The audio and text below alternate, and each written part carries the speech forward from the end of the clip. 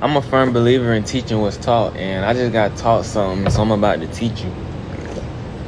This is gonna be a blueprint to generational wealth. I hope you can sit down and listen to me for a couple of minutes.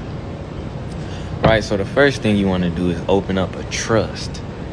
When you hear trust, you think of rich people, trust fund babies for rich people, but you can open up a trust. This is a trust.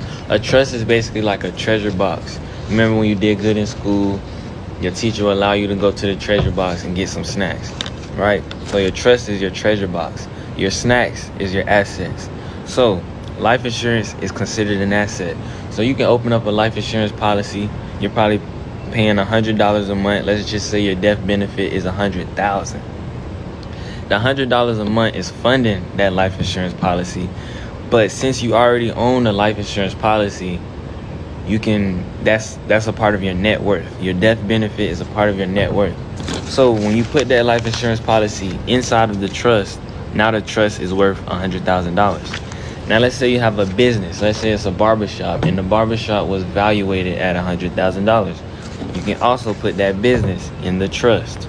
So now your trust is worth $200,000. And you had to start up the business, and that took some money, but the other $100,000 just came from a life insurance policy that you're probably paying like $150 per month. You haven't even paid $100,000. But the thing about a trust is you can borrow against it. So if your trust is worth $200,000, you can go to the bank and say, look, this is what Elon Musk does. You think he got $400 billion in the bank. No, he just borrows against that. Say I have a trust worth $200,000. I need $150,000 so I can put on a down payment on a house.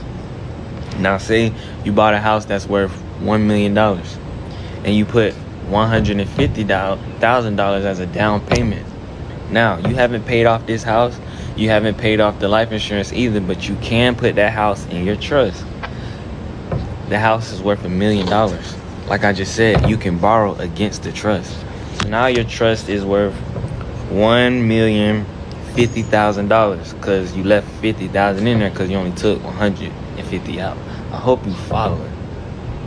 So now you have $1 million and $50,000 to play with. Now remember, you also are in debt by $150,000.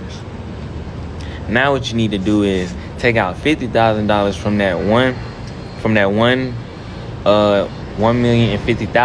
it's $1 million in the trust based off the valuation of your house. I know I'm saying a lot of information. You should be writing this stuff down.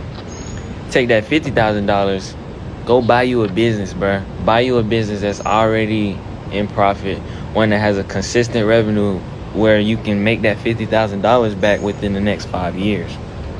Then put that business also in your trust, which is going to just raise the trust value even more.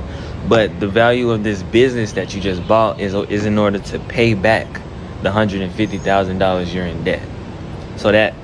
So once you complete all of that, you will have a $1 million trust, a $1 million house, $100,000 business, $100,000 life insurance policy.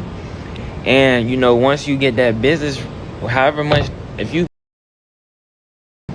buy a business for $50,000, it's probably worth, let's just say it's probably worth $75,000. Or it might be, you might have got a bad deal. Maybe it's worth $45,000. You can also put that in there. Let's just say $45,000 on this business. But the thing about this business is bringing in profit every single month. So that's going to pay off that loan.